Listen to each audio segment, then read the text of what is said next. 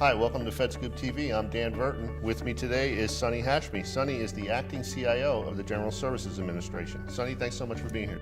So we're here at the Mobile Gov Summit, and we'd like to get your thoughts on significant changes that have taken place in your department in terms of mobility.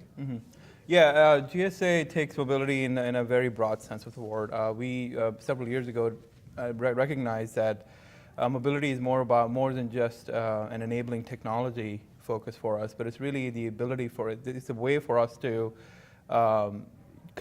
transform the federal workplace into a modern 21st century environment. As you know, GSA is one of the largest landlords in the world. We manage the entire federal building fleet. And by embracing mobility and by enabling technologies that allow people to really be effective, no matter where they are, whichever device they're using, we are effectively able to significantly reduce the reliance on real estate as an ability for people to get together, and they can get together virtually and get the mission done. Just in the case of GSA alone, we've saved about over $24 million a year by reducing leases that used to be all over the city and consolidating all those GSA employees into one location last year. And that has not only improved the work that we do, improved collaboration between different teams, but significantly reduced costs as well. And we hope that we can copy that model to other agencies as well. Now we were just, FedScoop was just recently at your new headquarters facility here. We were shown some of the new ways that you are enabling the workforce. So what have been some of the challenges? I mean, it all looks great, but I'm sure there were challenges in terms of changing business processes and so on and so forth. Yeah, there certainly are, and it's I wouldn't call them challenges, but I think they're just all steps towards the ultimate journey towards a 21st century organization. Certainly, the human factor and culture is an important aspect to moving to that kind of an environment. For many years, decades, the federal government and government at large and many organizations have equated real estate, the size of my office, the proximity to a certain floor, to status, how important I am. And I think it's subtle, but it requires you to sort of rethink how you measure worth in the organization.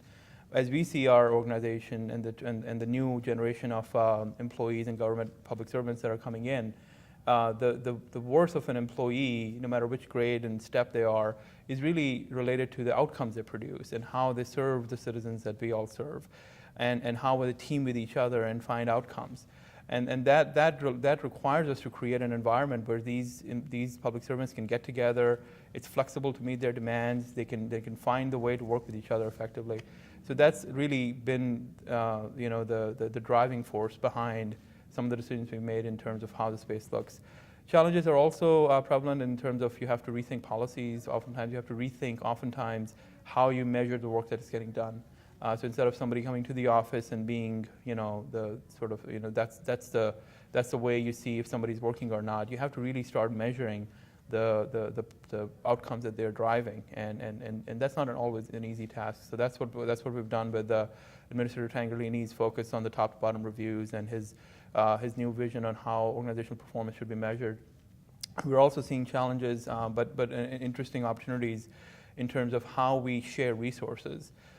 Because when you work in a shared space, a lot of things like certainly the real estate, but IT assets, and other things like that become a shared commodity, and therefore governance is required to make sure people are using them effectively. So those are the kind of things that we've been tackling one by one over time, and I think are the natural things to sort of think about as you start going into a more modern working environment. So a lot of agencies obviously look to GSA for certain trends that might be taking place to see how you guys are doing it. But are there trends taking place in mobility in other areas of government that you're keeping your eye on? Absolutely, yes. And I think all smart agencies and corporations are looking at it in ways that make sense to them. And I think that's the right approach to do so anyway. If you don't take mobility as a cornerstone on how we work, then I think the next generation is going to leave us behind. The next generation of public servants who are coming in, they're focused on delivering the mission. They're focused on working together to get outcomes rather than focusing on the hierarchy and bureaucracy of the past. So we have to find ways to enable that. And effectively, they are not bound to a particular office. They want to be able to be effective wherever they are, however they are, whoever their stakeholders are, wherever they might be. And mobility is a way to get there. Trends as far as mobility is concerned, I think the biggest trend that we're seeing right now is really the idea of performance management, rethinking how performance should be measured. And secondly, this whole concept of BYOD, CYOD, choose your own device, bring your own device, bring your approved device. Is certainly a lot of room for finesse and maturity in that space, but especially in the federal space. Obviously, security of data assets and so forth is always paramount. I think the industry has stepped up to the call. The industry is providing solutions that are far more sophisticated than they were even a year or two ago. But now it's time to sort of figure out how to bring them together in a way that meets the policy compliance, but at the same time enables the generation of the future. So we've got some case studies, I guess you might call them, in mobile workforce, in government and in the private sector now that we can point to. But where does the mobile workforce go from here? What if you had the crystal ball and you would look into the future? What would it look like? How would it be different than what we're seeing in these initial stages? I think it'll be very different. I think we're really at the tipping point of an era where this whole concept of, as an employee, you have to go somewhere to do your work. As a customer, you have to go somewhere to get your service. As a partner, as a stakeholder, you have to go somewhere to meet with people. I think that's past us. I mean, I think if it's not today, then in the next 10 years, we'll see that model is completely changed.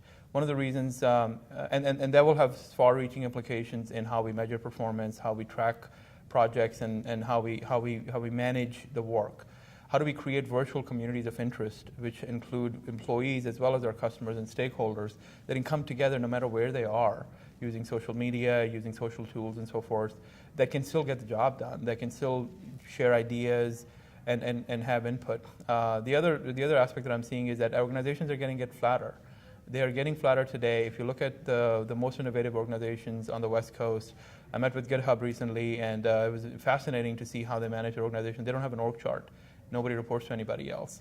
And it's a classic example how organizations are getting flatter with a focus on outcomes, right? So if you're going to flatten the organizations, reduce the bureaucracy, reduce the levels and steps involved in decisions between idea to decision, then you require a culture and, frankly, IT tools that enable that workforce.